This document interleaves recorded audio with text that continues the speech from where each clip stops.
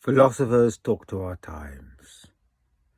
On this day of maximum hypocrisy, it's probably worth remembering what Deleuze wanted to try to persuade you about war machines.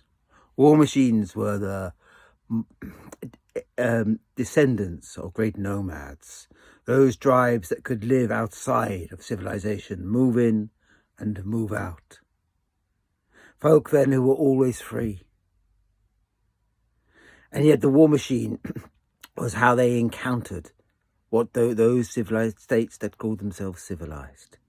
It only becomes brutal then, when it becomes enslaved by the state.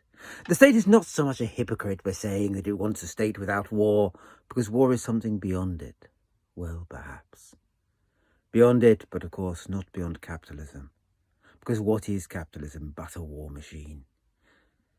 Our current form is of course dominated by war, driven by all the logic of machines and the technologies of war, in which endless pension funds are invested. Nor could the system work without that image of enslaving freedom to make it serve some kind of state. I mean, capitalism, which could claim at its purest form to be creative destruction, although now, of course, it is but oligarchy, is but a form, but war in another name. You move in, you strip out resources, you turn the flow of resources into a flow of money that goes endlessly elsewhere.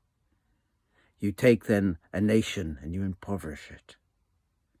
And war is, of course, the effect of such impoverishing, or more realistically, selective enriching of those who you claim have the resources, and then if you sell the arms so that they can defend those resources. War might be external to states, but it is internal to capitalism.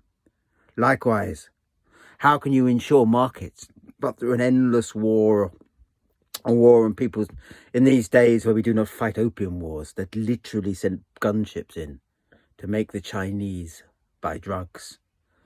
What do we do instead but wage war on people's minds, endlessly dissect them to sell them products, so that the flow of resources stripped in the world, converted into consumer products, can be converted into yet another stream of money, and all of them flowing into pension funds that create and power governments, that fund the rise of the far right, that bolster the centrist powers, that do nothing for any of us.